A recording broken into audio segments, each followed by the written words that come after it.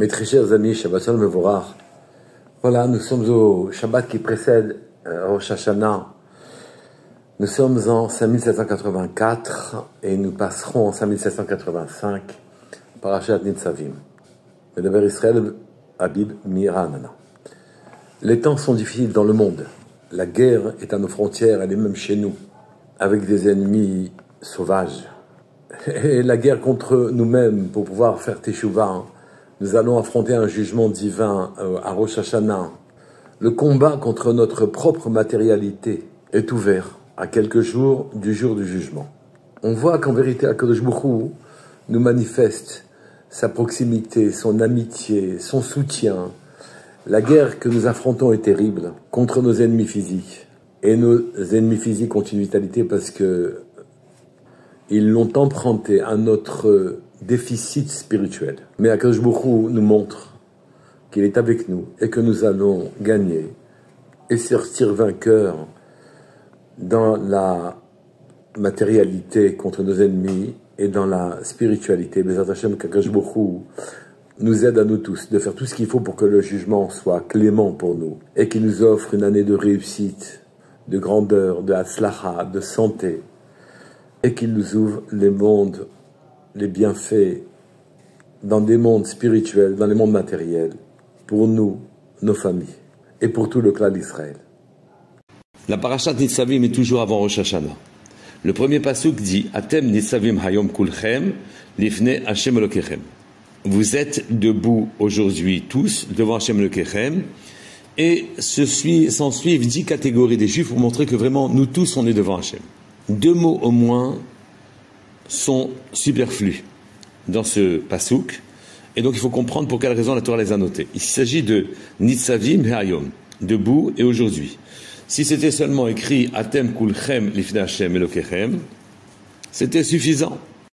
Hayom va nous apprendre quelque chose de très important. Le Zohar HaKadosh dit Kol makom shenehemar Hayom hu Rosh Hashanah shehu Yom Adin. Chaque fois qu'il est écrit Hayom avec un Hey Ayedia, qui veut dire le fameux jour, Hayom Harat Olam, Hayom Trilat Maasecha. Aujourd'hui, c'est le début de tes œuvres qui rappelle le premier jour. Et naturellement, est confronté à cette même date à chaque fois, le projet tel qu'HaKadosh Baruch Hu le voyait au début des temps, et le degré de réalisation auquel nous nous trouvons, le niveau de réalisation de son projet auquel nous nous trouvons aujourd'hui. Et les psukim poursuivent Le'ovrecha bibrit Hashem Elokecha ou be'alato asher Hashem Elokecha koret imecha hayom. Pour quelle raison on est devant Hashem aujourd'hui? Pour finalement passer sous son alliance, s'allier avec Hashem, Hashem ton Dieu, et prononcer le serment qui nous lie à lui. Vous savez très bien qu'à partir du moment où il y a une alliance, on est obligé aussi de prévoir les défaillances. Et que donc toutes les malédictions qui ont été dites dans Kitavo, au bout du compte, font partie du contrat. Il n'y a pas de contrat dont on n'est pas prévu les défaillances et les amendes que l'on paiera si jamais on ne répond pas à nos obligations. Donc toutes les malédictions en vérité qui sont dites ne sont pas dites pour être appliquées. Elles sont dites pour nous faire comprendre que c'est très sérieux notre alliance avec Hachem et qu'il faut faire très très attention à notre vie qui nous permet de réaliser cette alliance. C'est ça que vont dire par Allah, Alato. Allah, c'est un serment que l'on prononce sous lequel on se met sous le coup de malédiction, on se mettrait sous le coup de malédiction si jamais on ne répondait pas à nos obligations. Donc, en vérité, ce jour-là, on passe devant Hachem pour pouvoir entrer dans l'alliance. Et donc, ce sur quoi on est jugé, ce n'est pas sur les fautes que l'on a commises, mais on est jugé en vérité sur notre aptitude à être un allié d'Hachem, à être en alliance avec lui, sur notre aptitude à passer un pacte avec lui, à faire ce qu'il souhaite, à penser ce qu'il veut qu'on pense, à dire ce qu'il veut qu'on dit, sous la menace de problème si jamais on ne le faisait pas. Cette aptitude-là, c'est le jugement que l'on passe le jour de Rosh Hashanah. Hayom, dit le Zohar, c'est Yom Adin, jour de jugement. Le jugement porte sur notre aptitude à être l'instrument d'Hachem pour construire son monde, pour dévoiler la majesté de sa royauté dans l'année à venir, dans le nouveau cycle. Mais si l'on veut être un allié d'Hachem et vive en quelque sorte dans son monde et sous ses commandements, et en le prenant comme roi, alors ceci implique une révision de notre manière de penser, de voir, de réfléchir, notre manière de parler, notre manière de nous comporter. En un mot, faire ce qu'on appelle teshuva. C'est en fait ce qui est écrit dans le passage quand il nous dit Atem nitzavim. Nitzavim, le bout, ce n'était pas nécessaire. Mais quand j'additionne le nun, le tzadik, le beit, le yud et le mem de nitzavim, les 5 lettres, plus le chiffre de 5, mais que j'écrive chaque lettre en toutes lettres en quelque sorte. Le nun, je l'écrirai nun, vav nun, ça fait nun. Le tzadik, tzadik, dalet, yud, et ainsi de suite. Alors j'arrive à un total de 727, et ces 727, c'est exactement la même numération que Zou Teshuva. Ceci est la Teshuva, ceci est le retour vers Hachem. Donc on est debout aujourd'hui devant Hachem. Si on est debout aujourd'hui, c'est par la force de ce qu'on appelle la Teshuva, le retour vers lui. La Teshuva a évidemment un rapport avec les fautes sur lesquelles on veut revenir de manière à retrouver le niveau qu'on en avait auparavant, mais on pourrait faire Teshuva à la limite, ce qui est très improbable, mais sans faire la moindre faute.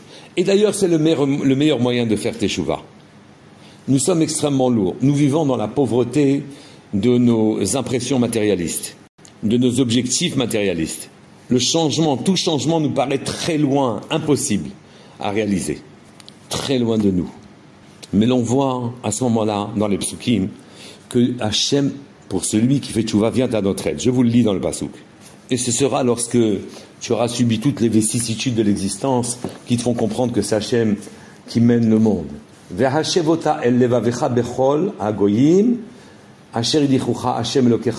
qui te fera revenir de chez les Goyim où Hachem t'avait repoussé. Et que tu retourneras vers Hachem Elokecha,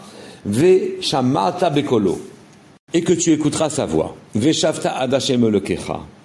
Au fond, essayer d'effacer ses fautes, faire comme si elles n'existaient pas, revenir à une situation antérieure, ça nous paraît très très loin, très impossible.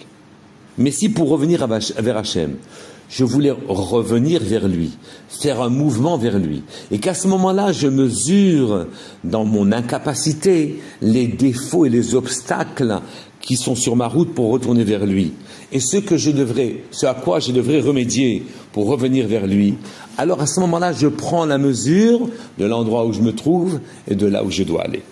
C'est ça, Veshavta ad Hashem Elokecha. Fais ton retour en recherchant à aller vers Hachem. Tes fautes, tu les regretteras et tu t'en occuperas finalement après Rosh Hashanah, d'ailleurs à Kippour. Mais maintenant, retourne ad Hashem Elokecha, jusqu'à lui, et demande-toi ce qui te manque pour te rapprocher de lui comme qualité. Et l'on voit qu'à ce moment-là, Hachem intervient.